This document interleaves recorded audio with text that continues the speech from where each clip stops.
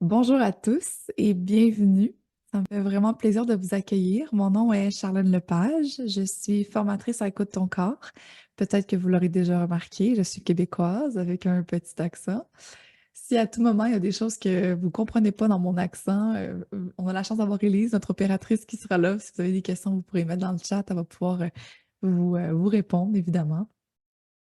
Mais je vais essayer de faire beaucoup d'efforts et d'attention pour m'assurer que mon français soit international. Mais si j'ai des expressions là, que pour vous, ça n'a aucun sens, là, je vais pouvoir rectifier. Là, ne vous inquiétez pas.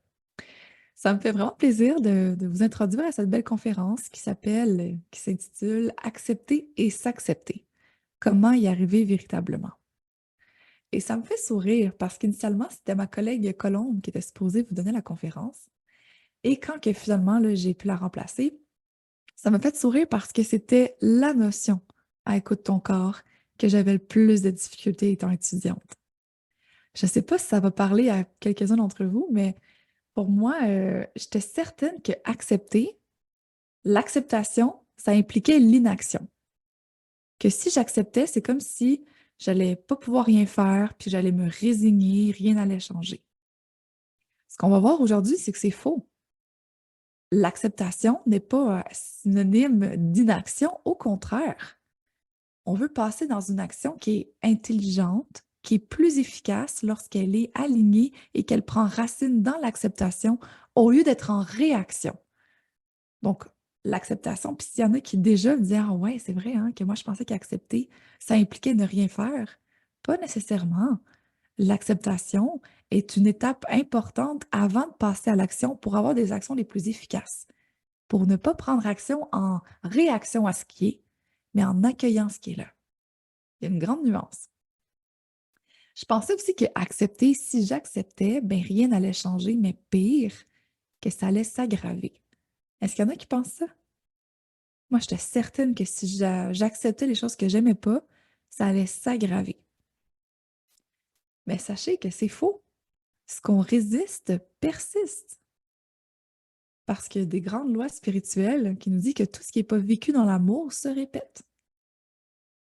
Ça fait un beau pont aussi avec le livre Écoute ton corps, si vous l'avez lu, hein, Ton plus grand ami sur Terre, le beau petit livre rose. Dans les premières pages, Lise, elle nous dit déjà, hein, notre raison d'être sur Terre, on est venu pour vivre des expériences jusqu'à ce qu'on les accepte totalement et qu'on apprenne à s'aimer véritablement à travers elles. Donc, si je n'accepte pas, si je résiste, si je m'aime pas, ben, ça va continuer à se répéter et se répéter jusqu'à ce que ça soit vécu dans l'acceptation. Mais ça, c'est vraiment difficile à comprendre parce que c'est tellement paradoxal. Si j'accepte, ça se transforme. Moi, je pensais que si j'acceptais, ben, au contraire, ça allait rien changer ou que ça allait s'aggraver. Mais on va le voir aujourd'hui. Je pensais aussi que accepter, ça voulait dire se résigner ou abandonner. Puis ça, moi, je n'étais pas d'accord, hein. Mon mental n'était pas d'accord du tout avec ça.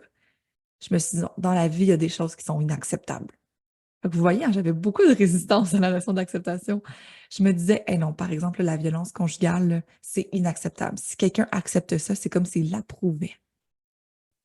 Encore là, j'avais pas vu les nuances, les distinctions au niveau spirituel de l'acceptation.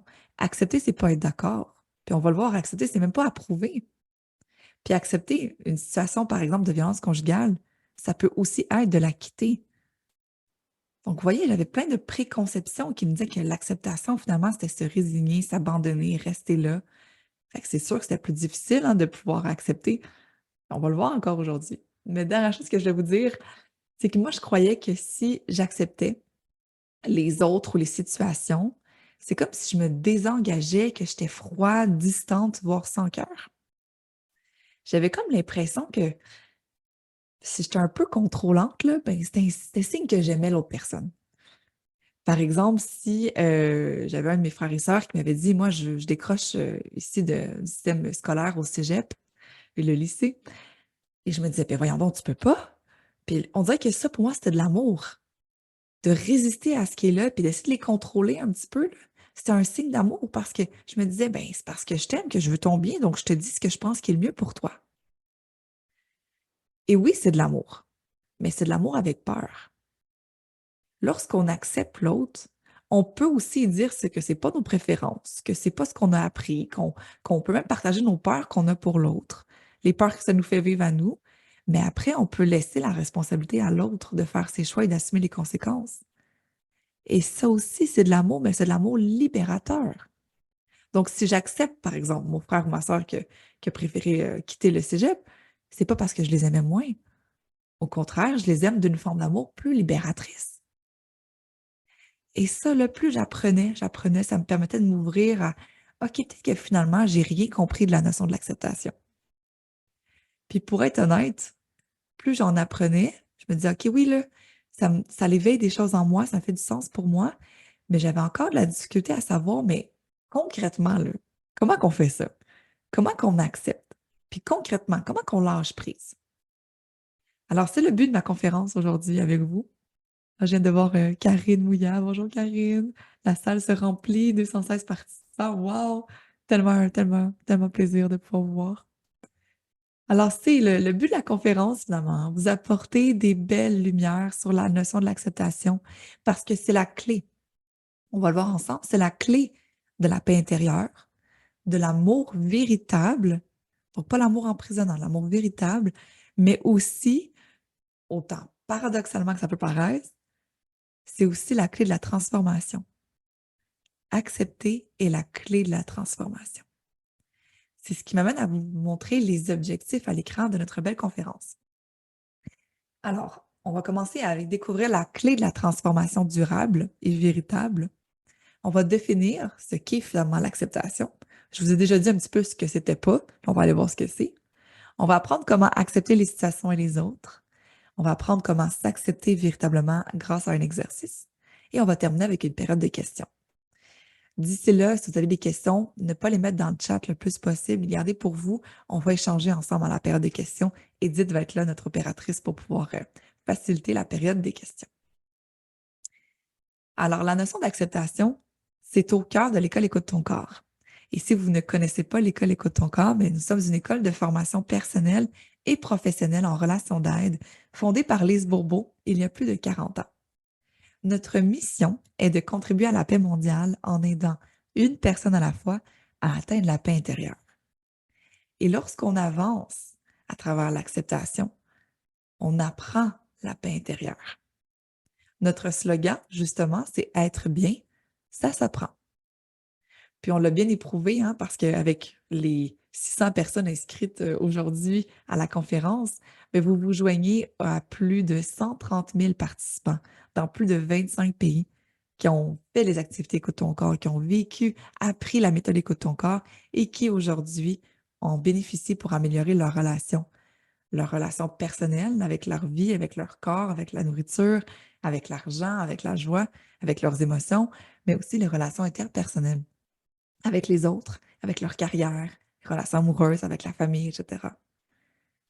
Donc oui, on est une école de développement personnel, mais on est aussi une école de formation professionnelle. Pour ceux qui veulent même changer leur carrière, on a la profession certifiante à Écoute ton corps en relation d'aide. J'en dirai pas plus sur le sujet, mais à la fin de la conférence, je vais vous donner des liens pour ceux qui veulent assister à une séance d'information justement sur l'école. Vous devez savoir que la conférence gratuite est offerte généreusement par l'école Écoute ton corps. Et si vous êtes reconnaissant, si à la fin là, de la conférence, vous avez aimé, vous avez apprécié, n'hésitez pas à nous écrire, soit sur nos médias sociaux, sur Instagram, sur Facebook, ou même par courriel à info@écoutetoncorps.com. Ça nous fait vraiment plaisir de pouvoir vous lire, vraiment. On vous lit vraiment. Je sais que des fois, on dit ça, puis on ne lit pas, mais nous, notre équipe, on est bien content de vous lire, prendre de vos nouvelles, échanger avec vous. Et si vous écoutez en ce moment la rediffusion sur YouTube, n'hésitez pas à aimer, commenter ou même partager la vidéo à qui que vous sentez que ça pourrait être bénéfique. Ce qui est plaisant, c'est que la gratitude et l'amour, ben, ce sont des ressources qui se multiplient lorsqu'on les partage. Donc, profitons-en, partageons l'amour. Si vous restez jusqu'à la fin aussi, j'ai un petit cadeau supplémentaire à vous remettre avant de partir. Alors, on commence. La clé de la transformation durable. Voici les 3 points qu'on va développer ensemble. On va pouvoir aller voir que l'acceptation est une notion au cœur de nos enseignements à l'école Écoute ton corps, mais c'est aussi la distinction entre différentes approches. Et c'est ce que je vais vous expliquer. Alors, on va pouvoir enlever le partage écran, on va le remettre à la fin. Voici ce qu'on va traiter, première section. Merci, Élise. Je vous dis que c'est pas une approche comme les autres, comme peut-être celles qui vont impliquer un travail mental. Et ça, c'est super important parce que lorsqu'on veut découvrir et apprendre la notion de l'acceptation, on peut pas le faire avec la tête parce que c'est irrationnel. Ça dépasse l'entendement parfois. Donc, l'école Écoute ton corps, on a une approche qui n'est pas basée sur un travail mental, mais plutôt ce que nous on appelle une démarche spirituelle. Puis la distinction est importante à faire. Le travail mental, c'est comme si on se disait que, bon, là, on veut changer des choses, il y a des choses qu'on n'accepte pas, qui nous fait vivre des émotions. On veut essayer de contrôler soi-même ou les autres, hein, se forcer à faire des actions pour se changer, hein, quasiment se flageller pour correspondre à nos attentes idéales. C'est comme si le travail mental, la tête nous disait, change, change pour enfin être bien. Je t'aime, puis je vais t'accepter, là, mais à condition que tu correspondes à tel critère. C'est facile d'accepter si on correspond à tel critère. Parce que là, en ce moment, on peut accepter avec la tête. On est d'accord, c'est notre préférence. C'est facile, ça. Je suis sûre que c'est facile de vous accepter dans votre générosité. Facile, c'est bien vu, hein, c'est bon pour nous, bon. Ça, c'est au niveau mental. Accepter mentalement. Se contrôler. Par contre, vous voyez, il y a des notions super importantes ici. On voit déjà que je t'aime à condition que tu corresponds à mes critères. Je t'accepte à condition que. Donc, finalement, dans l'acceptation conditionnelle, on n'est pas dans l'amour véritable ici. Le contraire de la démarche spirituelle, c'est comme si la cœur répond à la tête. Et le cœur répond, ben, je t'aime inconditionnellement. Même si en ce moment, on a des conditions qui ne sont pas nos préférences. Je t'aime quand même. Puis permets-toi d'être bien maintenant dans la situation parce que le bonheur et le bien-être n'est pas dans demain ou le futur ou dans des conditions extérieures. Est-ce qu'il y en a ici qui pensent que s'ils perdent 20 kilos, s'ils font tant d'argent de chiffre d'affaires, s'ils ont telle relation amoureuse, s'ils ont tel exploit au travail, enfin ils vont être bien. Enfin ils vont arriver à la paix intérieure. C'est facile, ça, de se dire ça. Pourtant, peut-être que vous l'avez déjà vécu, mais le futur, il arrive jamais, hein? Tout ce qui existe, c'est le moment présent. Donc, c'est une illusion de croire que c'est dans le futur qu'on va être bien. Et ça, là, le mental est excellent pour ça. Nous forcer à faire des choses, à nous culpabiliser à faire des choses, essayer de contrôler les autres pour que, ultimement, on soit bien. Mais finalement, c'est pas ça qui arrive, hein. Donc, nous, on va faire le contraire. Écoute ton corps. On a une démarche spirituelle qui fait le contraire. Au lieu de se forcer à faire des choses pour se changer et enfin se donner le droit à s'aimer, on flippe de bord, on renverse la chose et on se dit, donne-toi le droit de t'aimer maintenant, trouve la paix intérieure dans la situation en ce moment et tout va se transformer. Et ça, je vous dis encore, ça se peut qu'on l'entende, on dit comme ça fait pas de sens. Je le sais. Moi-même, j'ai eu de la difficulté au début, mais au fil de la conférence, puis au fil que vous allez l'expérimenter aussi, vous allez pouvoir le voir. Ce qui est intéressant, c'est lorsqu'on regarde le travail mental qui va vraiment aller hein, dans une dynamique de contrôle. On va essayer de se contrôler nous-mêmes ou contrôler les autres parce qu'on a peur. Le travail mental est dans le contrôle et le contrôle est motivé par le moteur de la peur. Je vous donne un exemple.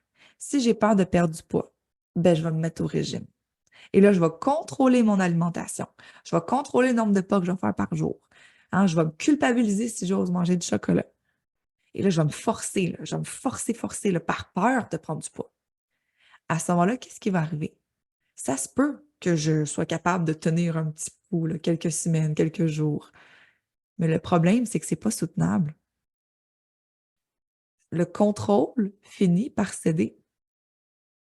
Et là, qu'est-ce qui arrive? Nous vivons un échec, de la culpabilité, de l'accusation, jugement dans notre valeur personnelle. Et là, on recommence encore plus fort avec un contrôle encore plus sévère, avec encore même quasiment de la haine de soi, parce qu'on veut vraiment se changer, parce que là, on ne s'aime pas. Par contre, ça, c'est inhumain. C'est comme si on a envie d'aller atteindre la destination amour de soi en perdant du poids, mais on prend le chemin de la haine de soi. On voit bien que c'est pas cohérent. Si je prends le chemin de la haine de soi, c'est pas très intelligent de penser qu'on va arriver à la destination amour de soi. Le contrôle finit par céder comme un ballon qu'on tient sous l'eau. En tant qu'humain, on peut tenir un ballon sous l'eau, là. À un moment donné, notre force humaine va s'épuiser, puis on va céder. On ne peut pas tenir le ballon sous l'eau toute notre vie. Donc, ça va remonter à la surface. Comme si quelqu'un me disait à moi, là, je ne veux plus jamais crier sur mes enfants. Plus jamais. Je veux tellement pas être une mauvaise mère ou un mauvais père. J'ai tellement peur d'être violent comme mon père, par exemple, là, que je vais me contrôler pour ne jamais, jamais, jamais crier sur mes enfants. Est-ce que c'est possible? Si on utilise le contrôle, qui est le moteur de la peur, qu'est-ce qui va arriver? Mais ça va se répéter parce que c'est inhumain de se demander d'être toujours passif. On va arriver à avoir des écarts. Et plus on résiste, moins on s'aime, puis moins on s'accepte, plus ça recommence. Parce que tout ce qui n'est pas vécu dans l'amour se reproduit, pas pour nous punir, hein, mais pour nous donner dans toute la grâce et la générosité de l'univers plusieurs occasions de vivre une même situation dans l'amour. Donc, si on voit que le contrôle est motivé par la peur, puis que de toute façon, le contrôle finit par céder et que ça se répète, bien, si on regarde de l'autre côté, la démarche spirituelle, bien, on voit qu'elle, elle est motivée par la foi. Et au lieu d'aller dans le contrôle, on est dans le lâcher-prise. Qu'est-ce que ça veut dire, le lâcher-prise? Bien, le lâcher-prise, ça veut dire qu'on laisse le ballon remonter à la surface. Ce ballon qu'on tenait en dessous de l'eau, là, bien, on le laisse remonter à la surface. On le laisse exister parce que de toute façon, il est là. Même si ce n'est pas notre préférence, même si on ne comprend pas pour l'instant. C'est ce qu'on ne comprendra jamais aussi. Mais le lâcher-prise, il est motivé par la foi. Et la foi, ça, c'est très intéressant. Lorsqu'on a la foi, c'est comme si on avait une conviction qu'à travers tout ce qui se présente, même si notre cerveau, notre mental le juge ou le catégorise d'être négatif, ça, c'est pas bon. Mais malgré tout ça, si on a la foi, c'est comme si on avait la conviction que peu importe ce qui se présente à nous, ben, c'est un cadeau. Puis moi, je trouve ça beau de voir que le mot présent, c'est aussi un mot synonyme de cadeau, hein? Le présent est un cadeau, peu importe que ce soit notre préférence, ça soit selon nos attentes. Finalement, le présent est un cadeau comme une opportunité d'éveil de conscience et de transformation personnelle. Lorsqu'on a la foi, que peu importe qu'est-ce qui se présente, c'est une opportunité d'éveil de conscience et de transformation personnelle, c'est beaucoup plus facile de lâcher prise, même si ce n'est pas notre préférence. Les préférences, c'est au plan mental. Le lâcher prise, c'est au plan spirituel. Il y a une nuance importante.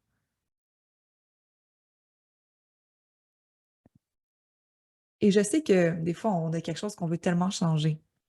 Par exemple, quelqu'un qui a pris du poids puis qui a peur de continuer à en prendre puis qui me dit Charlotte, je veux vraiment que ça change. Mais moi, j'ai une phrase qui m'a toujours aidée à entretenir la foi et c'est la suivante. La transformation est naturelle. La transformation est naturelle. Ça veut dire que la transformation de ton corps est naturelle. La transformation de n'importe quelle situation que tu traverses est naturelle parce que tout passe. Tout finit par passer, tout change. La vie est en constante mouvance. La vie, c'est dynamique. C'est constamment des transformations, comme on regarde avec les saisons. Puis avoir la foi, c'est avancer avec confiance, avec le courant de la vie qui est en mouvance. Parce que même si on traverse un hiver très, très froid, on traverse la froideur de l'hiver ou la noirceur de l'hiver, ben le printemps revient toujours. Puis lorsqu'on a peur, c'est qu'on résiste à vivre une étape du cycle de la vie, hein. Et pourtant, qu'on l'accepte ou pas, ça va se transformer. C'est juste nos peurs qui nous incitent à retenir, à nous contracter, à nous résister au courant de la vie. Puis ça, on peut même le sentir physiquement par des tensions dans le corps. On rame à contre-courant parce qu'on veut résister au courant de la vie qui est ce qu'elle est. Puis ramer à contre-courant, ben, c'est insoutenable, hein, c'est comme le contrôle. On va essayer de contrôler. Ça va nous faire vivre énormément d'émotions. Ça va nous fatiguer. Ça va nous causer énormément de souffrance. Toute souffrance qu'on vit est reliée à une résistance. Ce n'est même pas les situations qu'on vit, c'est même pas les relations qu'on a qui nous font vivre des émotions, hein. Dès qu'on vit une émotion, c'est qu'il y a une accusation de moi ou des autres ou d'une situation, peu importe. Et une accusation, c'est quoi? C'est une non-acceptation.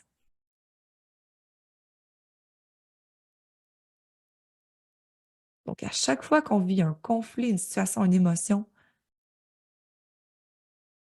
ou même un malaise physique, c'est qu'il y a une résistance dans une vision métaphysique qu'on va aller chercher.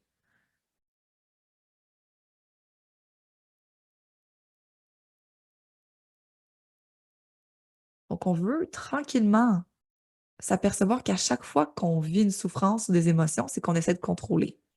Puis si on contrôle, c'est parce qu'on a peur. Puis quand on a peur, bien, on se contracte, puis on veut résister au courant de la vie. On rame contre le courant. Puis pourquoi qu'on fait ça? C'est qu'on est terrorisé à l'idée de s'abandonner. Puis on pense que, mais notre mental pense que si on contrôle, là, c'est comme ça qu'on va pouvoir gérer, puis ça va bien se passer. Pourtant, y a-t-il quelque chose de plus merveilleux que la naissance d'un enfant, par exemple? Comment un embryon, les cellules peuvent se développer et former un être humain qui, à ce jour, la science ne peut pas comprendre comment on crée la conscience. Donc, même si on essaie de contrôler avec toutes les données scientifiques du moment, là, on n'arrivera jamais à l'achever de l'intelligence naturelle de la vie de l'univers. Puis notre mental, il est récent sur Terre, hein? Le développement de l'être humain, l'énergie mentale, la réflexion, la cognition, c'est récent dans l'évolution de l'humanité, là. Mais quand même, malgré que ça fait c'est quelques années, hein, quelques milliers d'années que l'intelligence ou l'intellect est là, on pense que notre intellect du mental est supérieur. Puis c'est pour ça qu'on pense que c'est en contrôlant, là, puis on faut contrôler pour que ça se passe bien. Puis finalement, on oublie qu'il y a une intelligence innée dans le courant de la vie. Par contre, lâcher prise, comme je l'ai dit à l'entrée de jeu, ça ne veut pas dire être inactif. Ça ne veut pas dire être une victime sans défense, hein, qui se laisse couler dans le flot de la vie, puis un petit peu hein, se fait barouetter comme une victime. Non.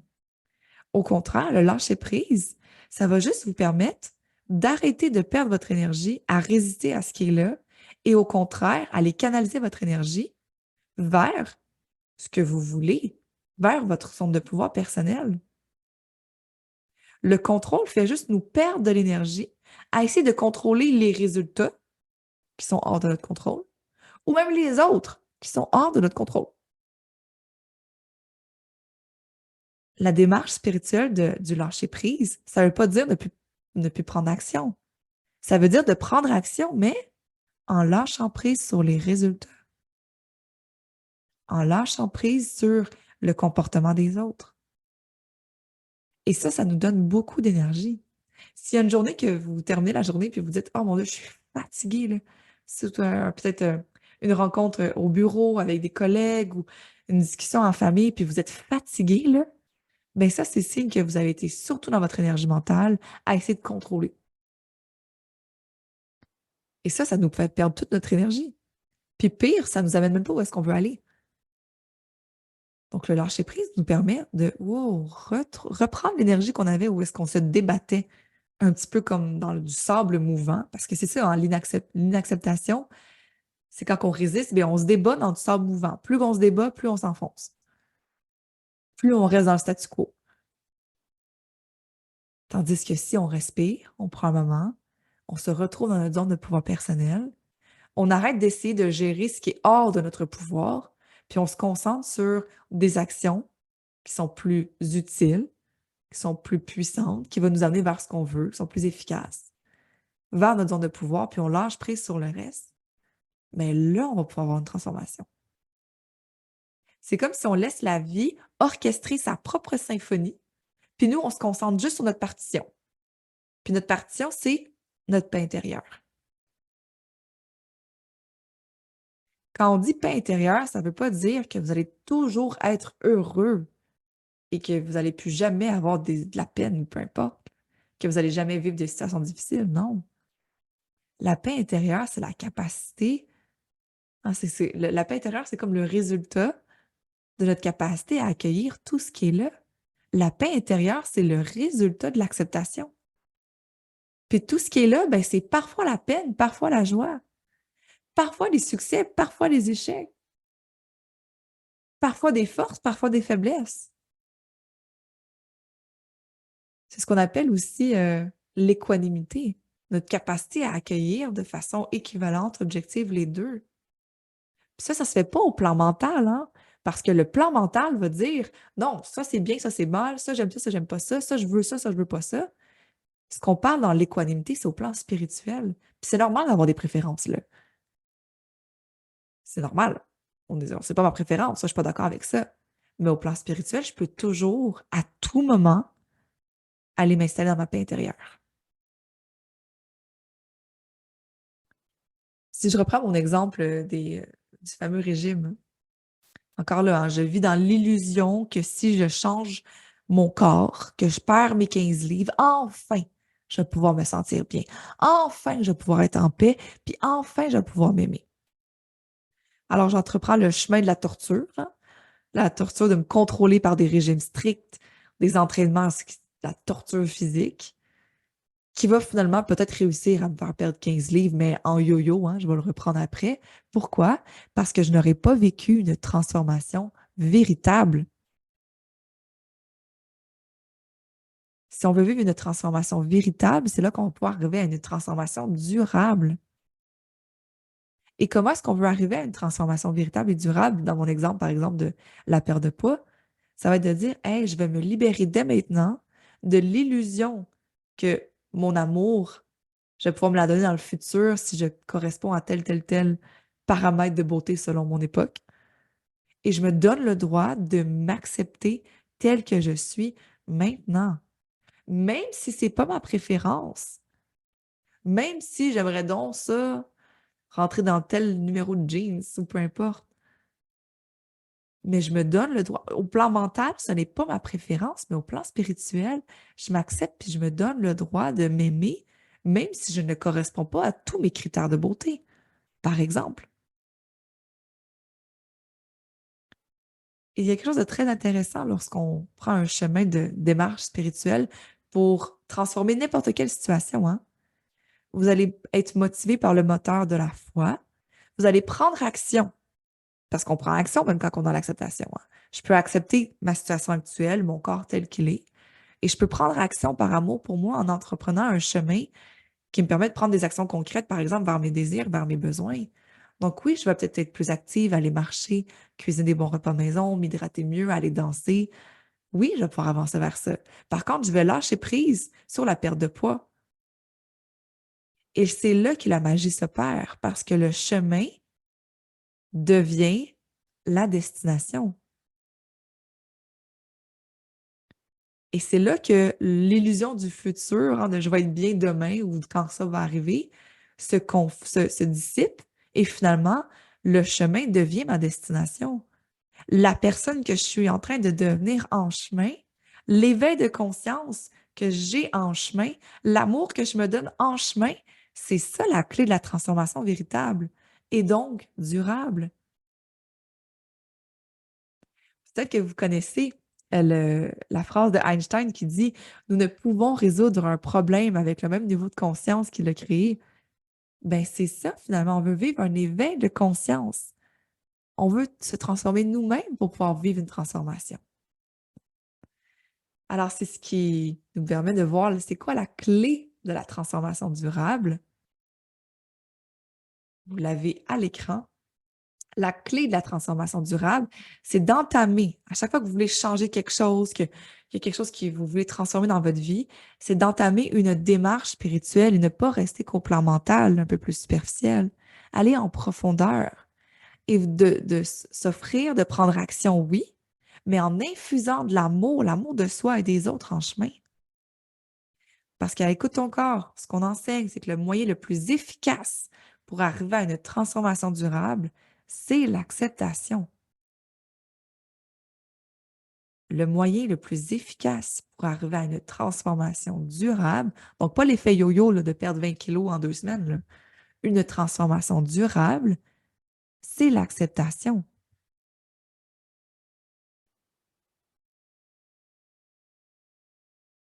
La transformation, comme je l'ai dit tout à l'heure, elle est naturelle. Elle va se faire. Et peut-être que lorsqu'on a peur puis qu'on contrôle, finalement, on résiste puis on ralentit. La transformation, qui, je vous rappelle, est naturelle. Bref, la vie nous traverse. Et l'acceptation, c'est la clé qui nous permet de s'ouvrir à ce qui est là et de saisir l'occasion de nous transformer, d'éveiller nos consciences et de vivre une transformation qui est naturelle, qui est véritable. Et cette transformation-là en nous va pouvoir alors se refléter chez les autres, dans les situations et dans nos relations. Donc, on vient de voir que la clé de la transformation durable, c'est l'acceptation. Mais encore là, l'acceptation, c'est peut-être nébuleux. Alors, qu'est-ce que l'acceptation? L'acceptation, c'est difficile à comprendre mentalement, encore là, hein, parce que c'est une notion qui est spirituelle. Mais je vais vous donner quand même la définition. Donc, par définition, l'acceptation, c'est un état d'ouverture qui nous permet de donner le droit aux événements et aux personnes d'être ce qu'ils sont, de vivre toutes sortes d'expériences sans accuser ou juger, sans vouloir contrôler. Là, on vient avec le travail mental, le contrôler. On ne veut pas contrôler pour changer ou pour résister à une situation. On est juste en ouverture avec ce qui est là, même si on n'est pas d'accord ou que ça ne correspond pas à nos préférences ou à nos attentes. Moi, j'aime dire que l'acceptation, c'est un état d'ouverture qui nous permet de voir notre point de départ. Je ne suis pas en train de résister à ce qui est là. Je vais l'accueillir comme point de départ, comme une occasion de vivre une transformation personnelle. Ça ne veut pas dire être d'accord. Ça se peut très bien qu'il y a des choses qui arrivent dans notre vie et qu'on ne soit pas du tout d'accord. C'est justement là que l'acceptation est importante. Parce que je vous rappelle que si on est d'accord, ben là, on accepte mentalement, c'est facile. C'est facile, c'est selon nos préférences. Mais le cœur de l'acceptation puis de son pouvoir, c'est lorsqu'on accepte ce qui nous paraît inacceptable mentalement. Accepter, c'est pas être d'accord. Puis ça veut pas dire que ça me plaît. Ça veut pas non plus dire accepter qu'on dit oui juste à ce qui nous plaît. C'est pas de la pensée positive. On veut pas juste dire oui à ce qui est positif puis essayer de résister à tout ce qui est négatif. Parce que je vous rappelle, tout ce qu'on résiste va nous faire vivre des émotions, puis ça va persister en plus. Tout ce qu'on résiste persiste et toute résistance crée la souffrance. La pensée positive, elle a plein d'utilité. C'est vrai que c'est important là, d'aller voir le bon côté des choses, puis de voir les côtés positifs de la vie, oui, mais c'est aussi voir le positif et le négatif. Et encore là, le positif, le négatif, c'est le mental qui va le catégoriser comme ça. Au plan spirituel, c'est comme si les yeux du cœur, lui, il allait juste voir, ah, ben, j'observe, j'accueille que telle situation me fait vivre telle émotion, que c'est pas agréable, que c'est agréable. Il n'y aura pas de jugement mental de bien ou de mal, de positif ou négatif. Quand on rencontre une situation qui était peut-être un peu difficile, puis qu'on a le réflexe de juger, ça c'est négatif, puis on se rend compte que c'est notre mental qui va catégoriser l'expérience de négative. Puis si ça nous arrive, vous allez peut-être le constater avec une tension dans votre corps, parce que vous allez résister, peut-être avec des émotions. À ce moment-là, ça va être une belle indication, un beau signal que vous allez pouvoir vous recentrer au-delà du corps mental et aller voir la situation avec les yeux du cœur, avec une vision spirituelle. Qu'il n'y a pas de bien, qu'il n'y a pas de mal, qu'il n'y a pas de polarité au plan spirituel de positif ou négatif. Il y a juste qu'est-ce qui est là, sans qualificatif. Puis avec ce regard neutre-là, on va être capable de voir le cadeau qui se présente à nous. Donc, la vision spirituelle, c'est pas de faire à semblant que tout va bien, c'est d'aller observer qu'au plan mental, mon mental, parfois, juge des choses de bien ou de mal. Puis c'est beau de se dire avec la vision spirituelle, hein, oh mon Dieu, moi, je me le dis des fois, hein, oh mon Dieu, Charlène, ça, mon ego a vraiment peur de ça. Hein. L'ego qui est de l'énergie mentale, je n'irai pas en profondeur là-dessus, mais c'est de l'énergie mentale. Mon mental en ce moment, là, il est en train vraiment d'accuser l'autre personne. Là. Il était vraiment en train de me juger. Moi, ça me faisait vraiment beaucoup d'émotions. OK? Juste de défusionner de mes jugements, de mes accusations, puis d'aller voir la situation avec les yeux du cœur, ça me permet d'observer mon expérience humaine, m'observer moi dans mes émotions. Et juste ça, il y a un apaisement, une détente qui s'installe, une ouverture qui se crée. On va pouvoir mettre le visuel numéro 2 pour résumer un petit peu visuellement la définition de l'acceptation. Au plan mental, c'est pas de l'acceptation nécessairement parce qu'on est plus d'accord, c'est avoir la même opinion, c'est consentir conditionnellement que ça soit selon mes préférences. Hein? Si cela va à l'encontre de nos préférences, ben à ce moment-là, on veut peut-être contrôler pour changer. On voit qu'il y a de la peur. Le contrôle il est au plan mental. La peur est le moteur de la peur. Tandis qu'au plan spirituel, c'est là qu'on peut aller s'ouvrir, accueillir ce qui est là, puis de consentir inconditionnellement.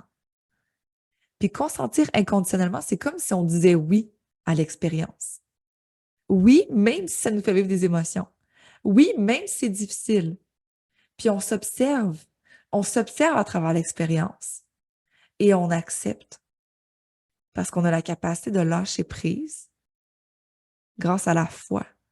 La foi que tout ce qui est mouvance, tout ce qui est dynamique, tout ce qui est mouvement de vie qui nous traverse en ce moment, c'est pour nous amener à un éveil de conscience, à un épanouissement.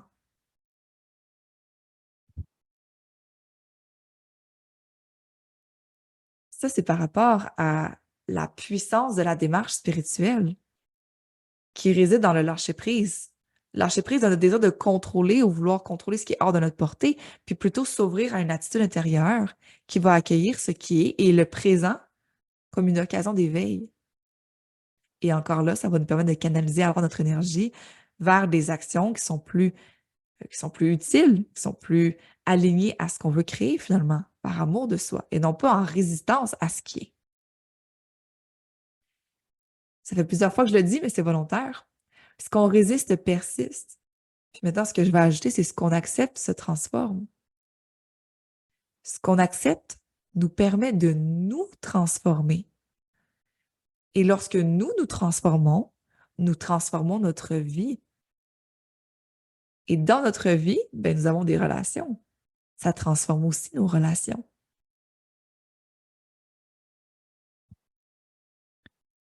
On va maintenant aller glisser vers les relations, justement. Comment est-ce que je peux pratiquer l'acceptation dans mes relations? On va aller voir. Comment accepter les situations ou les autres? Bon, comment accepter l'extérieur? Est-ce qu'il y a quelque chose qui nous fait vivre plus d'émotions que les relations? Hein? C'est pas toujours facile, hein? Oh là là, que ça peut éveiller les blessures. Lise a dit, Lise Bourbeau m'a dit que les blessures de l'âme sont éveillées en relation, mais elles se guérissent aussi en relation. Et la première chose que j'ai envie de dire, c'est que les relations, nos relations amicales, familiales, amoureuses, professionnelles, etc., toutes les relations que vous avez dans votre vie ne sont pas là pour nous rendre heureux. Et là, des fois, c'est un peu difficile parce qu'on se dit, ben là, je suis en couple parce que c'est supposé contribuer à mon bonheur. Mais attention, lorsqu'on emprunte une démarche spirituelle, on se rend compte que les relations ne sont pas là pour nous rendre heureux. Les autres ne sont pas responsables de combler toutes nos attentes, nos désirs, nos besoins, rassurer toutes nos peurs, puis guérir toutes nos blessures. Hein? Parce que si c'est le cas, on va essayer de les changer. On va avoir un désir de contrôler les autres. On va leur dire quoi faire. Puis là, on va essayer de les contrôler dans leur comportement. Puis on va vouloir qu'ils changent pour enfin qu'on puisse les aimer. Quand on emprunte une démarche spirituelle, on se rend compte que finalement, les relations ne sont pas là pour nous rendre heureux, mais les relations sont là pour nous permettre de devenir conscients de ce qui n'est pas accepté en soi. Ça, c'est fantastique. Parce que lorsqu'on accepte que les relations ne sont pas là pour nous rendre heureux, que dans des relations, ben, il y a des hauts puis il y a des bas, il y a des expériences qui sont agréables ou désagréables, mais si on prend un pas de recul, puis qu'on regarde la situation d'un point de vue spirituel, tout ce que je traverse en relation va me permettre de devenir conscient de ce qui n'est pas accepté en moi. Ça me permet de lâcher prise sur le comportement de l'autre. Ce que j'essaie de contrôler de l'autre, là, ben, je peux lâcher prise sur l'autre parce que je me rends compte que ma relation n'est pas là pour me rendre heureuse.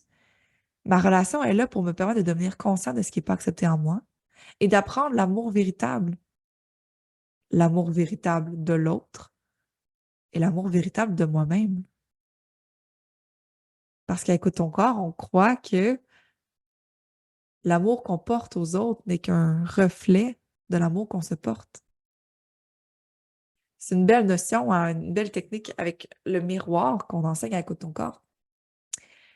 Le miroir, c'est comme si on disait que l'extérieur est un reflet qui nous ramène à nous-mêmes. Donc, ce que je trouve inacceptable chez les autres, ce que je juge, ce que je critique, les attitudes qui me dérangent chez les autres, ce sont exactement les mêmes attitudes qui me dérangent chez moi et que je n'accepte pas en moi. Ce que j'aime pas chez les autres, ce que je ne suis pas encore capable d'aimer véritablement, c'est un beau reflet de ce que, encore aujourd'hui, je ne suis pas capable d'aimer véritablement en moi. La notion du miroir, c'est une technique tellement, tellement puissante qui nous permet de retourner notre énergie qu'on perdait vers l'extérieur et la ramener à l'intérieur de nous. Il y a une belle analogie que Lisa donne, puis je trouve ça tellement bon. C'est l'analogie de la peinture dans le visage. Imaginez que vous avez une tache de peinture dans le visage et que vous arrivez devant un miroir et là, vous voyez que vous avez une tache de peinture dans le visage. Puis vous dites, oh mon Dieu, le miroir est sale. Et là, vous sortez vos plus forts produits, vos produits ménagers les plus puissants pour aller nettoyer le miroir. Et là, vous frottez, frottez, puis vous dites, oh, la tache est tenace. Je vais frotter plus fort. Le miroir, le reflet, c'est l'autre. Si je reprends le miroir avec une situation, mon conjoint, ça me dérange vraiment quand il fait ça. Je vais essayer de le changer. On frotte le conjoint. On frotte le reflet, qui est finalement une partie de nous. Ce qu'on veut changer chez notre conjoint, finalement, n'est qu'un reflet de ce qui est en soi. Alors là, on voit à quel point qu'une démarche spirituelle, c'est puissant, parce qu'on vient voir que finalement, on retourne le regard vers soi. C'est nous qui portons la tâche de peinture. Les relations ne sont pas là pour nous rendre heureux, ne sont pas là pour nous éviter de vivre des émotions désagréables, hein. Les relations, pardon, sont là pour nous permettre de devenir conscients de ce qui n'est pas accepté en soi, tel un reflet dans le miroir. Pour se libérer de l'accusation des autres, ce que je veux contrôler chez les autres, on utilise l'outil du miroir pour retourner le regard en soi. Ça nous permet de lâcher prise sur les attentes, sur les envies de contrôler les autres et reprendre notre responsabilité et d'aller à la source de la transformation véritable. L'acceptation, le miroir, je vais pas trop rentrer en détail parce qu'on a une conférence de 1 heure seulement, là, mais l'atelier Être bien, qui est notre atelier de base, vous explique en long et en large comment utiliser cet outil merveilleux. Je m'arrête ici pour l'instant. Mais ce qui est important lorsqu'on utilise le miroir, c'est que le miroir et l'acceptation est surtout important au niveau de l'être.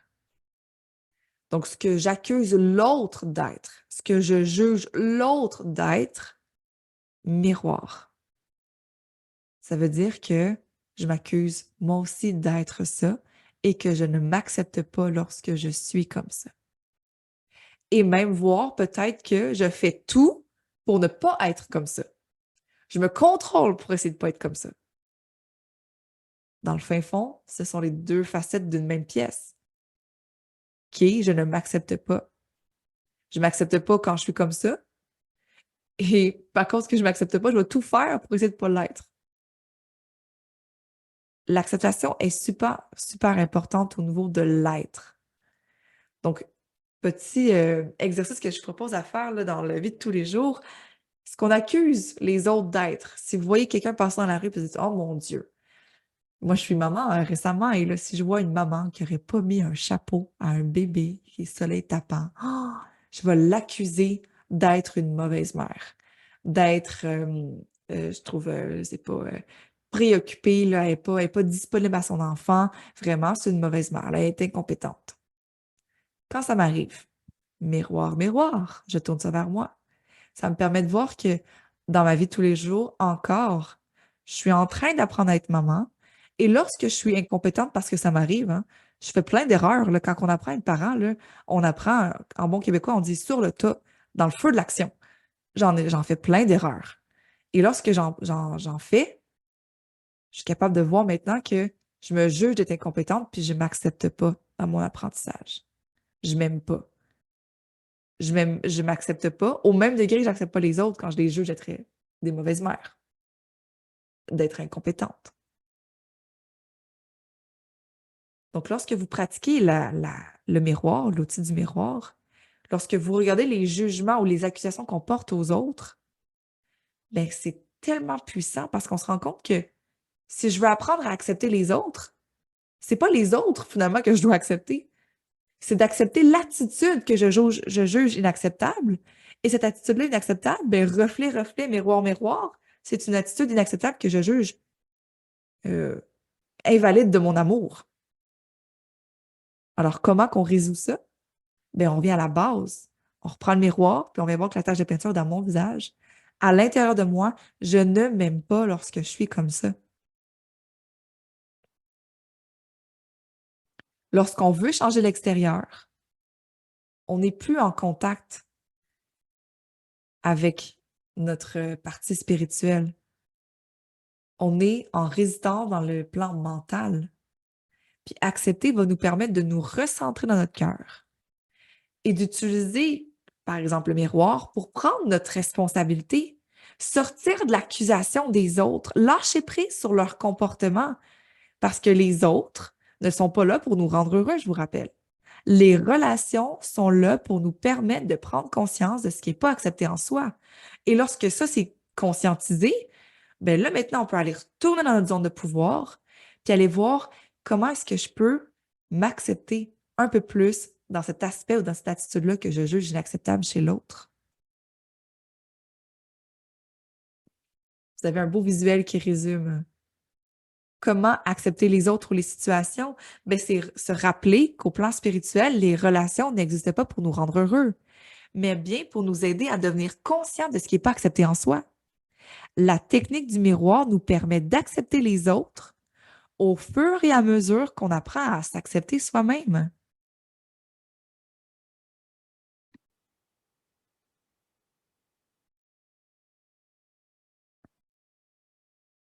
Alors, pour répondre à la question, hein, comment accepter les autres? Ben, en retournant le regard vers soi, puis en apprenant à s'accepter soi véritablement. Plus on s'accepte, reflet, miroir, miroir, plus j'accepte les autres. C'est facile comme ça. Fait que là, on a réglé le cas de comment accepter les autres. On a vu que c'était en apprenant à s'accepter soi-même. Mais là, on n'est pas plus avancé. On va répondre à la troisième question. Mais comment s'accepter soi-même? Ce qui est beau dans l'acceptation de soi, c'est que c'est comme la transformation. C'est naturel. De façon innée, quand on est sur Terre, comme un enfant ou comme un animal hein, qui n'a pas été trop pollué par le comportement humain, on est dans l'acceptation. On vit dans l'acceptation. Il n'y a pas de jugement. La transformation, l'acceptation, tout ça, c'est naturel. La notion de l'acceptation, c'est de soi-même, c'est simple. C'est toujours disponible. Un peu comme le soleil qui est toujours là, malgré certains nuages qui peuvent nous obstruer la lumière. Puis les nuages de l'acceptation de soi, ben, c'est les peurs. C'est inné s'accepter, mais les peurs nous font résister à nous accepter. On résiste à s'accepter tel que nous sommes parce qu'on a peur. Les peurs vont résister et ça va nous empêcher de nous accepter naturellement. Et pour ça, je vais vous inviter à faire un exercice pour apprendre à vous accepter en allant apprivoiser les peurs qui vous empêchent de vous accepter. Parce que je vous le répète, vous accepter, l'acceptation de soi, c'est naturel. On va juste aller soulever ce qui vous empêche de vous accepter. Et ce qui vous empêche de vous accepter, c'est les peurs. Alors, voici l'exercice que je vous propose. Premièrement, je vais vous l'expliquer. Vous allez pouvoir avoir le temps de le faire par la suite. Je vais vous inviter à aller, dans un premier temps, à la lettre A, aller identifier un défaut que vous avez et que vous trouvez difficile à accepter. Un défaut, là, moi, je dirais même commencer avec un défaut peut-être moyen, là, quelque chose de pas très grave. Par exemple, quelque chose que vous jugez d'être trop ou pas assez. Le mental, là, il aime ça dire qu'on est trop ou pas assez ça. Ça, c'est un signe là, qu'on veut changer quelque chose chez nous. Donc, allez prendre le temps d'aller déposer en A un défaut, quelque chose que vous trouvez que vous êtes trop ou pas assez. Par exemple, moi, avec ma fille de maintenant presque 1 an, des fois, là, je me suis jugée d'être impatiente, de pas être assez patiente, de trop être impatiente. Donc, un défaut là, que moi, je veux changer, c'est être impatiente avec ma fille. Lorsque vous avez identifié le défaut que vous voulez changer, en B, vous allez pouvoir vous poser la question suivante. J'aurais peur de quoi si je m'acceptais ainsi? Quelles conséquences désagréables pourraient vous arriver si vous vous donnez le droit d'être comme ça pour l'instant, de vous accepter, dans mon cas, impatiente? Si je continue avec mon exemple, ben moi, j'ai peur de quoi si je me donne le droit d'être impatiente puis je m'accepte impatiente? Ben là, tout de suite, mon mental embarque et dit, ben j'ai peur que tu te laisses. Si tu t'acceptes, ben, tu vas te laisser être encore plus impatiente. Peut-être que tu vas être même sec avec ta fille, peut-être même que tu vas être intolérante. Et là, on voit qu'on est en train de sortir les peurs. Faites la même chose de votre côté. J'ai peur de quoi si je me donnais le droit et que je m'acceptais ainsi pour l'instant?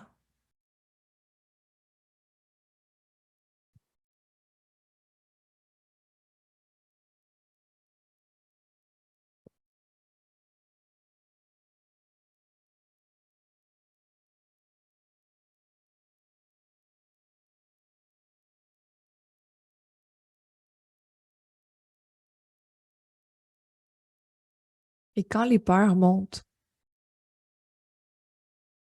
c'est pas le temps de les juger, là. On peut prendre le temps pour les accueillir.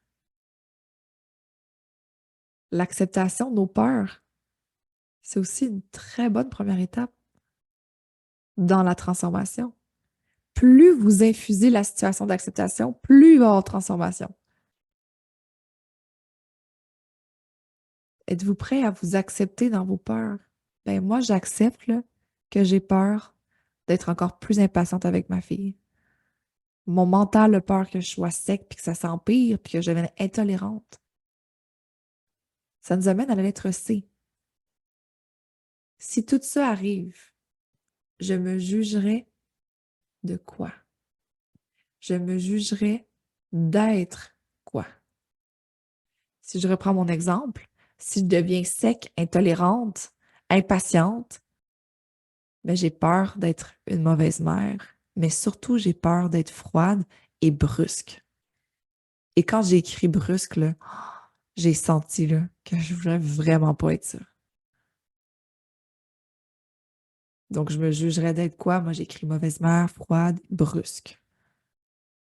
Donc, si tout ça, toutes vos peurs que vous avez écrites au B arrivaient, vous vous jugeriez de quoi? D'être quoi?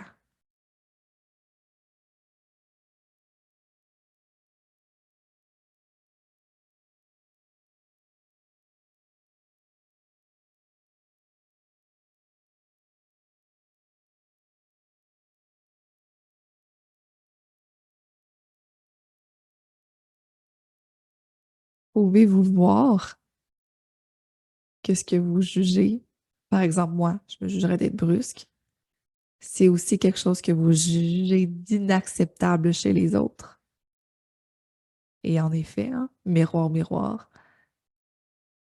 pour moi, un parent brusque avec un enfant, là, c'est épouvantable pour mon mental, hein. Alors, c'est inacceptable chez les autres.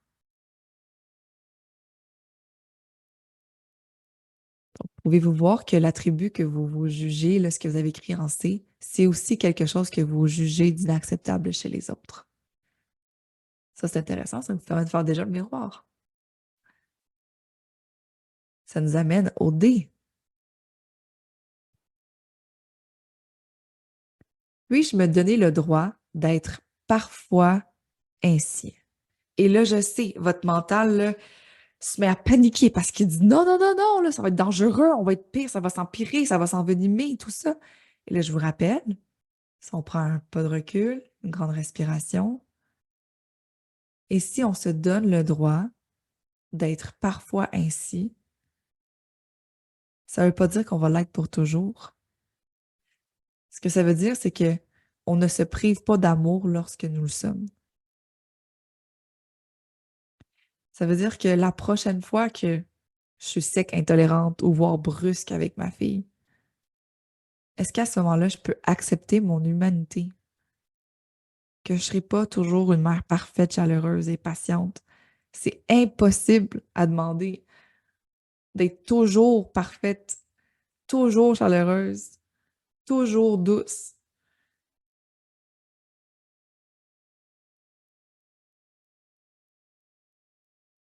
Puis-je me donner le droit de parfois être ce que je ne veux pas être? Parce qu'on se rappelle qu'avec l'acceptation, c'est ça qui va y avoir une transformation. Donc, plus vous vous donnez le droit d'être ce que vous ne voulez pas être, par exemple brusque, plus vous allez pouvoir être ce que vous voulez être, par exemple douce, dans mon cas. Et plus vous vous donnez le droit de vous accepter dans ce que vous ne voulez pas être, plus vous allez pouvoir accepter les autres dans ce qu'ils ne veulent pas être. Donc, plus je me donne le droit d'avoir des limites, puis de parfois être froide, intolérante, sec, impatiente, ou au pire, hein, brusque avec ma fille, ben plus je vais pouvoir avoir de la compassion lorsque je vois une autre maman intolérante, froide, sec ou brusque avec ses enfants. On sait bien que c'est pas notre préférence. Mais ce qu'on se rend compte, puis ça c'est une grande révélation que je vais vous faire, plus vous vous aimez, plus vous allez être capable de vous accepter. Plus vous vous aimez véritablement, plus vous allez être capable de vous accepter inconditionnellement. Parce que c'est quoi s'aimer? S'aimer, c'est se donner le droit d'avoir des forces et des faiblesses, des limites, des peurs, même des blessures. S'aimer, finalement, c'est se donner le droit d'être humain. Même si on n'est pas toujours d'accord, même si ce n'est pas toujours notre préférence. Plus vous allez pouvoir vous donner le droit d'être humain, de vous aimer avec des forces, des faiblesses, avec des besoins, avec des limites, avec des peurs, avec des blessures, plus ça va être facile pour vous de vous donner le droit de vous accepter parce que je vous rappelle, l'acceptation de soi, c'est naturel, mais c'est nos peurs qui nous empêchent de nous accepter. Plus on s'aime, plus on se donne le droit. Et c'est de toute façon la clé de la transformation. Lorsqu'on retire la résistance, lorsqu'on s'ouvre avec une attitude intérieure d'accueil, plus on s'aime, plus il va y avoir transformation. Et plus il y a de transformation, plus il y a de l'acceptation, plus vous allez pouvoir canaliser votre énergie vers les actions que vous voulez prendre, vers ce que vous voulez. Vous permettre d'être ce que vous voulez. On ne le perd pas de vue, là. Mon but, c'est pas d'être une maman brusque, là. Je veux être la maman la plus douce du monde. Et c'est là qu'on va passer vers des actions. C'est quoi les actions concrètes qu'on va pouvoir se poser? Parce que je vous ai dit, hein, acceptation n'est pas égale inaction. On va prendre des actions. Les actions vont se faire en deux temps. La lettre E. Déjà, aujourd'hui, maintenant, Quelle action pouvez-vous poser pour vous donner le droit d'être parfois ce que vous voulez pas être?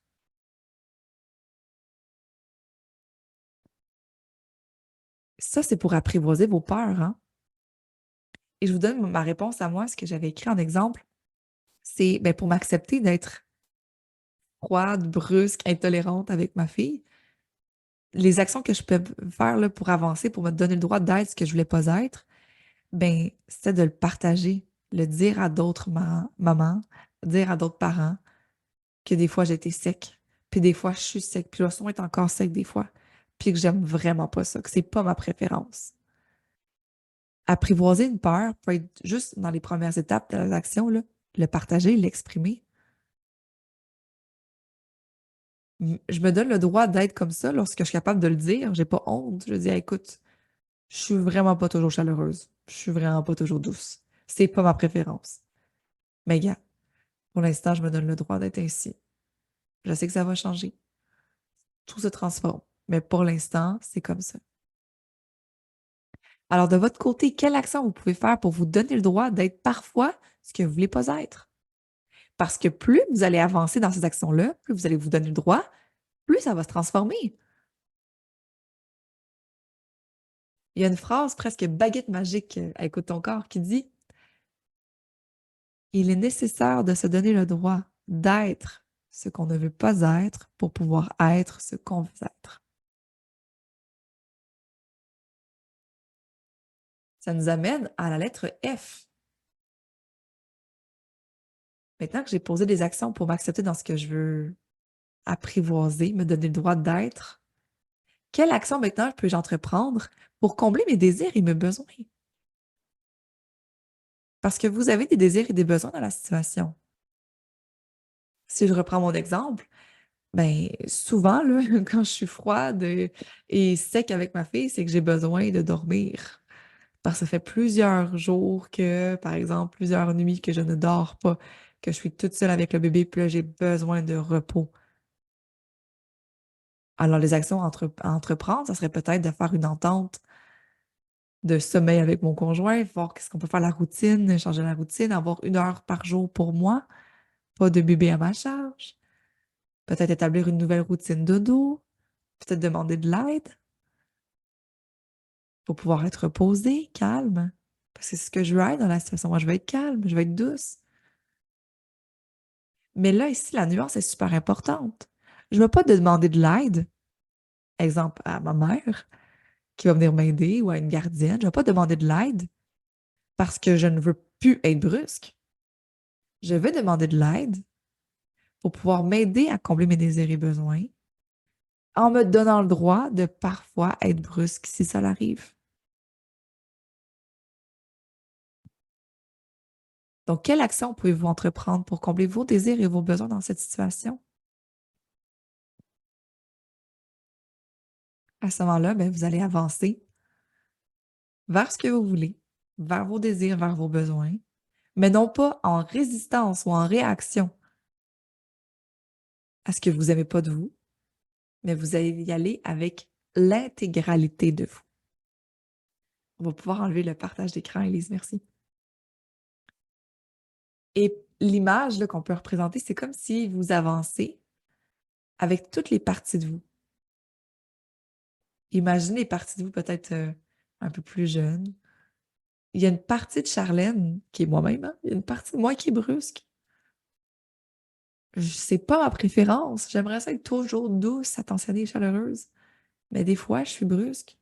Pas juste avec ma fille, mais avec mon chum, avec mon conjoint, dans des situations, avec mes amis, avec ma famille. Mais on se rappelle que la raison d'être sur Terre, c'est de vivre des expériences jusqu'à temps qu'on les accepte puis qu'on apprenne à s'aimer à travers elles. Il est là le cadeau. Il est là le présent à déballer, d'apprendre à m'aimer dans mon humanité. Et je vous rappelle, l'acceptation de soi, c'est naturel. Ça va de soi. Mais c'est nos peurs qui nous empêchent. Alors, en identifiant vos peurs, puis en prenant action pour vous aider à vous donner le droit d'être ce que vous ne voulez pas être, vous allez pouvoir tranquillement avancer dans l'acceptation et donc dans votre transformation.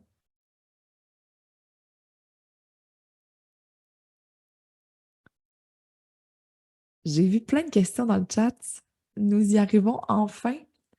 Juste avant, il y en a peut-être qui vont vouloir quitter avant la partie de questions. Donc, je vais juste vous partager quelques ressources supplémentaires et après, je réponds à toutes vos questions.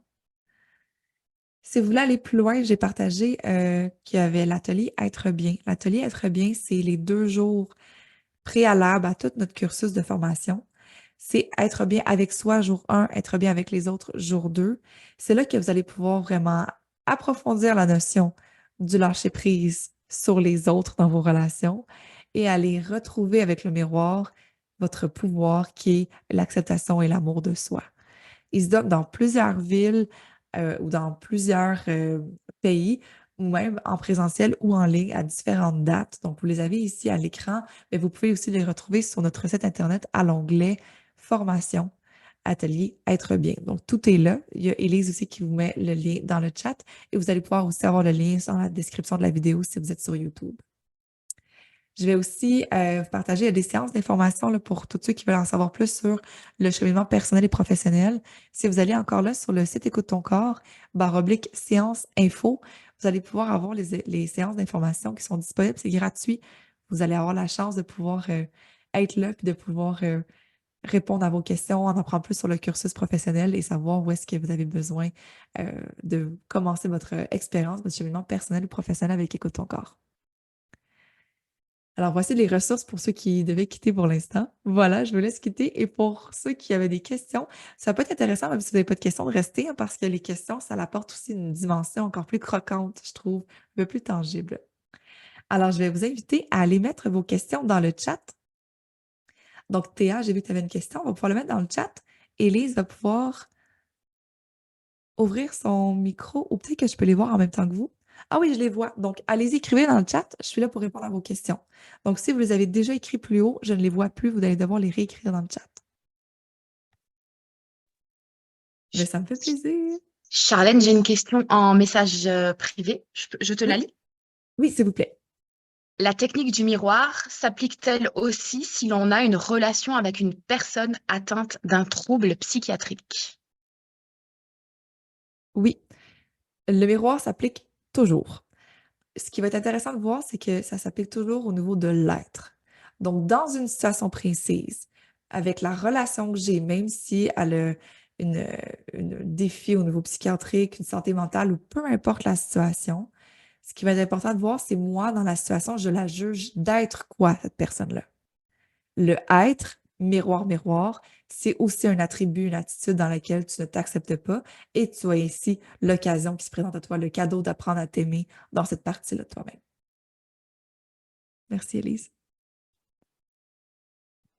Si l'on ne se sent pas respecté par le comportement de l'autre, faut-il accepter cela et rester en lien malgré tout avec cette personne qui nous manque de respect?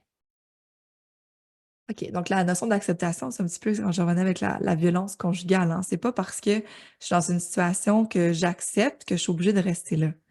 Donc, si dans une situation où est-ce que j'accepte au niveau de l'être ce que l'autre personne est, je peux aussi prendre la décision de rompre ou de terminer une relation. Le plus important, c'est de me dire, cette relation-là, elle est bénéfique pour moi parce qu'elle me permet de prendre conscience des aspects de moi que je n'ai pas acceptés. Qu'est-ce que j'ai à accepter à l'intérieur de moi? Est-ce que tu peux me redire une dernière fois, Elise, ma question? Parce que j'ai eu le chat en même temps, donc je me mélanger un petit peu. Merci. Si l'on ne se sent pas respecté par le comportement de l'autre, faut-il accepter cela et rester en lien malgré tout avec cette personne qui nous manque de respect? Oui, OK, donc j'ai répondu un peu. Mais oui, en fait, on n'est jamais obligé de rien, hein.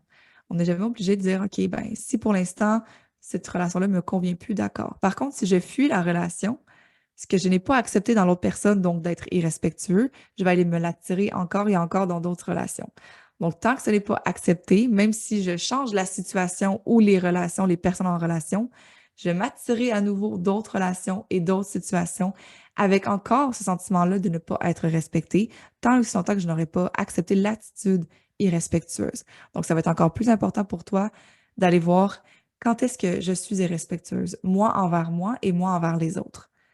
Et plus tu vas te permettre de t'accepter irrespectueuse, plus ça va être facile pour toi d'aller accepter par les autres, par la suite les autres irrespectueux, et ainsi transformer la situation et accepter et gagner le respect maintenant dans tes relations. Christophe dit, comment je sais que j'ai accepté la situation? Très bonne question. Si la situation se représente, tu ne vis plus d'émotion. Parce que c'est accepté. Il y a aucune résistance. C'est pas notre préférence, là. C'est pas notre préférence. Mais on ne vit plus d'émotion, on n'est plus en résistance. Et éventuellement, ben, ça peut continuer à se présenter et même plus jamais se présenter quand c'est totalement accepté. Mais le but, c'est même si ça se représente, je ne vis plus d'émotion. Stéphanie, si j'ai bien compris, si une personne t'accuse de faire pression sur X et que tu ne penses pas le faire, c'est que cette personne fait aussi pression sur le X et Y. Oui, on utilise surtout le miroir, puis ça, c'est quand même important, nous vis-à-vis nous-mêmes. Donc là, en ce moment, toi, Stéphanie, tu me dis, ça veut dire que l'autre personne a fait un miroir sur moi. L'autre personne ne nous intéresse peu dans la situation. Ta zone de pouvoir, c'est toi envers toi-même. Donc, si une personne t'accuse de faire pression, va voir. Elle t'accuse d'être quoi? Et est-ce que toi, ça, tu t'acceptes dans ce être-là? C'est ça le plus important. Donc, on peut faire le miroir avec tout le monde, les autres, mais le plus important, c'est de revenir à soi-même puis dire, dans cette situation-là, est-ce que moi, je l'accuse d'être quelque chose? Est-ce que moi, je m'accepte dans cette attitude-là? C'est le plus important. Je vois plein de beaux commentaires, ça me fait vraiment plaisir. Je vais vous lire tout à l'heure, je vais juste prendre les questions pour l'instant. Je ne comprends pas. Qui ou qu'est-ce qui accepte? J'ai l'impression que je me force à chaque fois. Ouais. Mais ça, Céline, si tu as l'impression que tu te forces à accepter, c'est que tu essaies de convaincre ton mental que c'est bon, ça. Et là, c'est pas ça qu'on veut. Parce que de toute façon, c'est de faire du déni, ça.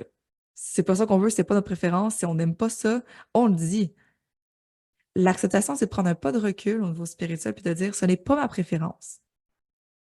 Mais est-ce que je peux me donner le droit à la situation d'être comme ça? Est-ce que moi, je peux m'accepter à travers la situation? Donc, si tu as l'impression que tu te forces, c'est que tu te forces tu te forces à ce que ça te plaise, la situation. Ça te plaira pas. Mais est-ce que tu peux l'accepter et l'aimer? T'aimer à travers elle aussi. Le plus difficile pour moi est de faire l'exercice de trouver des actions pour m'aider. Trouve-t-on de l'aide de l'extérieur? Je ne sais pas si j'ai bien compris ta question, Thérèse, mais c'est plus difficile pour moi de faire l'exercice de trouver des actions. Évidemment, les actions, puis ça, c'est tellement important parce que quand on prend action, c'est là que vraiment, là, on met toute notre énergie créatrice en fonction. Donc, ça l'accélère la transformation. Si tu as de la difficulté à trouver des actions, à ce moment-là, oui, tu peux avoir de l'aide extérieure. Je ne sais pas si c'est comme ça que je le comprends. Donc, on a des consultants à l'école Écoute ton corps. Donc, sur le site Écoute ton corps, il y a l'onglet consultant. Vous allez pouvoir aller cliquer dessus et aller trouver à ce moment-là des consultants pour vous aider à aller trouver des actions. Sinon, si ta question était dans le deuxième sens, qui est est-ce qu'on peut avoir de l'aide extérieure pour trouver les actions ou pour vous aider à avancer dans l'acceptation? Oui, vous pouvez demander de l'aide extérieure dans vos proches, par exemple. On peut, moi, en partageant, par exemple, que j'ai de la difficulté à m'accepter brusque en tant que maman, si je le partage, par exemple, à ma mère, qui est pour moi une mère extraordinaire, qui a toujours été chaleureuse, par exemple, mais qu'elle me dise, ben c'est normal, Charlène, d'avoir des fois des limites, là. Puis je peux demander de l'aide extérieure, par exemple, à ma mère pour m'aider à accepter puis à me donner le droit d'être parfois brusque. Donc, j'ai donné les deux options de ta question. J'espère qu'une d'entre elles était claire pour toi. Alors, Richard, j'ai l'impression d'accepter le comportement des autres. Pourquoi suis-je incapable d'accepter ce comportement chez moi? Ah, c'est bon, c'est très bon, très bonne question. En fait, avec le triangle de la vie, qui est un autre outil à Écoute ton corps qu'on apprend dans l'atelier Être bien, on se rend compte que quand tu dis j'ai l'impression d'accepter les autres, si tu ne t'acceptes pas dans cet attribut-là, tu n'acceptes pas véritablement les autres. Les autres sont toujours un reflet de nous-mêmes et on accepte les autres au même degré qu'on s'accepte soi-même. Ça veut dire que peut-être que tu te forces à accepter ou tu te retiens de montrer à quel point que c'est pas ta préférence, mais tu t'acceptes toujours au même degré. Et c'est difficile, c'est très, très difficile de se donner le droit d'être ce qu'on veut pas être. Surtout, ce qu'on juge des autres et surtout, des attitudes que les autres ont eues avec nous-mêmes qui nous ont blessés. plus une attitude que, par exemple, un parent a eue quand on était jeune, qui nous a fait souffrir, plus cette attitude-là va être difficile à être acceptée chez nous et chez les autres, parce que ça nous a causé souffrance. Donc, plus ça va être difficile de se donner le droit d'être parfois comme ça. Et pourtant, encore là, c'est la clé de la transformation, de s'accepter dans cet attribut-là, parce que nous le sommes parfois. Et lorsqu'on se donne le droit de l'être parfois, parce que on voit bien que notre intention, c'est pas ça, qu'on est, tu sais, quand je suis brusque, là, loin de moi l'envie d'être violente, là, c'est que j'ai atteint ma limite humaine du manque de sommeil et d'être toute seule à s'occuper d'un bébé, par exemple. Donc, à ce moment-là, se dire, OK, ben, est-ce que je peux me donner le droit de voir que mon intention, c'est pas ici, là, d'être brusque. Mon intention, c'est d'être chaleureuse, mais j'atteins ma limite. Et plus je me donne le droit d'être ce que je veux pas être brusque, ce que je juge chez les autres, plus je vais avoir de la compassion pour les autres quand ils sont ainsi. Et plus je vais avoir de la compassion envers la personne qui a peut-être été dans mon enfance, puis j'ai eu de la difficulté à l'accepter parce que ça a été souffrant pour moi. Donc, pour répondre à ta question, toujours au même degré, on accepte les autres au même degré qu'on s'accepte nous-mêmes. Donc, ça veut juste dire que tu as encore du chemin à faire dans l'acceptation de toi-même, de te donner le droit d'être humain puis d'être aussi parfois comme ça. Donc, si tu trouves que c'est plus facile d'accepter les autres, ben parle-toi comme si tu parlais à un ami quand tu te vois dans une attitude que tu n'aimes pas. Qu'est-ce que tu dirais à un ami? Ben, à ce moment-là, dis-toi là à toi-même. Accepter l'autre dans ce qu'il est ne veut pas dire l'accepter dans ce qu'il fait. Comment différencier les deux? Donc, quand on est dans le plan matériel, le avoir et le faire, ça, c'est être d'accord. Je suis d'accord avec ce que tu fais. Je suis d'accord avec tes comportements. J'ai la même opinion que toi. Tandis que accepter, ça ne veut pas dire ça. Je peux être en désaccord, mais l'accepter quand même. Comme, par exemple, je veux dire, je suis en désaccord avec, par exemple, ma sœur qui a quitté le lycée, mais je suis quand même dans l'acceptation de son choix. C'est différent. Je suis quand même dans l'amour. C'est différent. Donc, au plan matériel, les comportements, les faits et gestes des autres, c'est être d'accord au plan mental, au plan spirituel, accepter. Je peux accepter même si je ne suis pas d'accord. Je vais prendre encore deux dernières questions. Je vois que le temps file.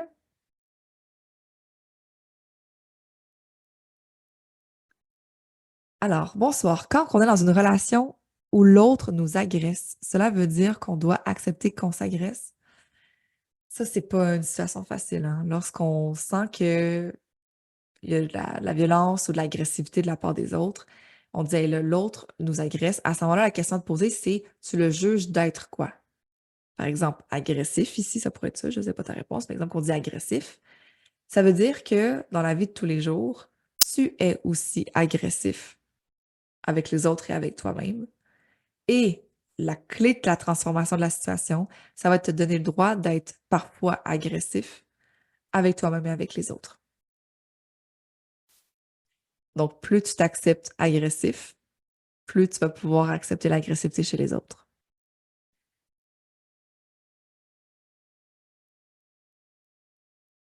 Est-ce qu'on... attends, je ne sais pas si je vais bien comprendre. Est-ce qu'on est le miroir de l'autre aussi? S'accuse-t-il d'être aussi? Comme je vous ai dit, le miroir, là, on l'utilise vraiment juste pour nous. On peut, parce que si on l'utilise pour l'autre, on essaie de faire du travail du développement personnel de l'autre. Donc ça lui appartient. On s'occupe, on a tellement déjà assez de choses à faire dans notre cours à nous. On laisse les autres faire leur miroir s'ils veulent le faire et nous, on se concentre sur nous. Comment accepter la douleur chronique au quotidien? Et ça aussi, c'est une autre situation qui est vraiment pas facile, hein, la douleur chronique. Lorsque tu ressens la douleur dans ton corps, par exemple, il y a un pic de douleur, c'est de se dire, OK, ben, clairement, évidemment, ma préférence, ça serait d'être en parfaite santé et de vivre sans douleur. Pour l'instant, j'ai la douleur dans mon corps. Si je m'installe ici, est-ce que je serais prête, au lieu de me contracter, de me crisper pour ne pas ressentir la douleur, est-ce que je serais prête à ouvrir l'attitude, à m'ouvrir à la douleur, à la sensation qui traverse mon corps et d'aller observer tout ce que ça me fait vivre comme sensation corporelle, comme émotion? Qu'est-ce qui est en moi à ce moment-là? De toute façon, la transformation va être naturelle. Ça va passer. Mais d'ici là, quand c'est là, parce que le chronique, encore là, dans l'espace-temps, le chronique, on a l'impression que ça peut être pour toujours, mais il y a des guérisons dites quasiment miraculeuses, là, que finalement la douleur a passé. Donc, pour l'instant, le plus important, c'est de te dire, est-ce que je peux m'ouvrir à ce qui est là dans mon corps, à le ressentir, à l'accueillir et à l'utiliser comme un cadeau pour me permettre de revenir présent dans mon corps, à accueillir ce qui est là et même peut-être en faire une expérience, une aventure d'éveil spirituel pour moi, d'éveil de conscience de moi. Peut-être que je vais pouvoir apprendre à parler avec mon corps. Peut-être qu'à travers tes lectures de Écoute ton corps, à travers les ateliers que tu vas faire ou d'autres conférences, tu vas pouvoir découvrir que ben, ton corps te parle. Et peut-être qu'à travers la douleur chronique, tu vas pouvoir entretenir une nouvelle relation avec ton corps qui va transformer ta vie. C'est ça, avoir une attitude d'ouverture. Je dis pas que c'est facile d'avoir une douleur chronique, là. Ce que je dis, c'est que l'accepter va pouvoir aller ouvrir un espace à l'intérieur de toi qui va faciliter ta transformation à toi. Tu vas te laisser transformer par la situation qui, naturellement, va se transformer en toi. Tu vas juste arrêter de résister. Et là, peut-être qu'on lâche prise sur les résultats. Peut-être que ça va continuer la douleur ou pas. Mais le plus important, c'est que dans le moment présent, ici, maintenant, tu puisses ouvrir l'attitude intérieure d'accueil pour aller saisir quel cadeau je peux avoir dans cette situation difficile-là. Ah, c'est tellement des bonnes questions. J'en prends une dernière, puis par la suite, là, je lis vos beaux commentaires d'amour. Merci, ça me fait tellement plaisir. Des métaphores partagées. Ah bien, on est d'autres mamans qui veulent être des mamans parfaites, hein? On est tellement dur avec nous-mêmes, hein. On veut tellement être parfait tout le temps. Puis on oublie qu'on est des êtres humains. Ça fait du bien de se parler de notre humanité, hein? Je vais prendre une dernière question. Comment faire face à une situation qui nous renvoie du négatif déjà vécu, mais que la personne qui nous la renvoie aujourd'hui est la personne avec qui on partage des moments agréables aussi? Je pense à une relation toxique, car des renvois de part et d'autre. OK, je recommence. Comment faire face à une situation qui nous renvoie du négatif déjà vécu, mais qui nous envoie aussi du positif? Ben, en fait, comme toute relation, hein, si tu es dans une situation qui t'envoie du négatif, encore là, selon le mental du négatif, c'est juste un signe que dans cette relation-là, tu as le cadeau de l'univers d'avoir fait attirer à toi une nouvelle occasion encore d'apprendre à t'accepter et avoir plus d'amour de toi. Donc, dans cette situation-là, même dans une relation qui pourrait paraître toxique, donc dans la relation, qu'est-ce que je suis en train de vivre qui va me permettre de pouvoir conscientiser ce que j'ai pas accepté en moi? Puis bien sûr, des fois, c'est pas toujours tout blanc, tout noir, là. On peut avoir des moments agréables aussi avec la personne. Mais ce qui est désagréable, ce qui nous fait vivre des émotions, c'est ce qu'on résiste. C'est ce qu'on n'accepte pas. Et là, si on fait le miroir, ça nous amène à l'intérieur de nous ce que je n'accepte pas. Donc, je le juge d'être quoi. Et là, quand c'est pas très spécifique, vu qu'on est en conférence, non pas en consultation ou en atelier, c'est large. Puis plus c'est large, plus c'est difficile à voir. Moi, ce que je vous recommande, c'est d'aller faire les questions avec un exemple précis, une situation précise qui est arrivée avec cette personne-là dans ta relation. Et dans cette situation précise-là, tu le juges d'être quoi. Et là, de faire le miroir pour aller te donner le droit d'être ça parfois aussi. Ça peut, euh, ça peut aider. Merci pour toute cette belle vague d'amour, vraiment, vraiment. Ça me fait vraiment plaisir. Merci. Merci d'avoir été avec nous. On a dépassé un petit peu. J'espère que ça vous a quand même permis d'avoir des beaux ajouts en répondant à vos questions. Merci infiniment d'avoir été avec nous. J'espère que la conférence, je ne m'étais pas mis la pression de tout vous faire apprendre le lâcher prise et l'acceptation, mais au moins d'avoir mis la lumière dans ces notions-là et d'aller ouvrir votre cœur à lâcher prise et apprendre à accepter et à s'accepter. Merci beaucoup. Je vous souhaite de passer une belle soirée. Merci d'avoir été avec nous. Et au besoin, vous avez un cadeau bonus. Si vous voulez aller découvrir le cadeau bonus, c'est le magazine Écoute ton corps. Le magazine Écoute ton corps, c'est gratuit et c'est une bible de plus de 92 pages. On a plusieurs éditions, mais vraiment avec des thèmes différents. Donc, vous avez le thème de 2024 qui est sorti. Si vous allez consulter le magazine, vous allez avoir des exercices, un article avec Lise Bourbeau, des entrevues. C'est vraiment, vraiment une belle ressource à aller voir et ça vous permet d'avoir une belle revue là, à utiliser. Donc, vous allez pouvoir la retrouver au www.écoutetoncorps.com/magazine ETC. Et encore une fois, Élise l'a mis dans le chat si vous voulez aller cliquer dessus tout simplement.